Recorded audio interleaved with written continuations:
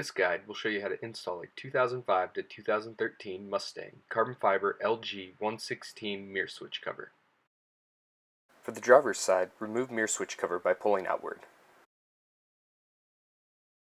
You will need to disconnect the mirror position switch.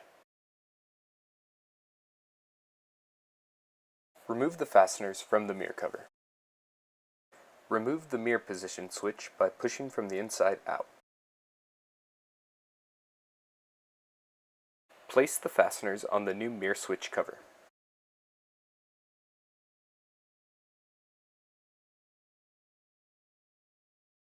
Insert the mirror position switch to the new cover. Reconnect the mirror switch, then push new cover into position. For the passenger side, remove the original mirror switch cover. Next, remove the two fasteners and place them on the new mirror switch cover. Push the new mirror switch cover into position and you've completed the install.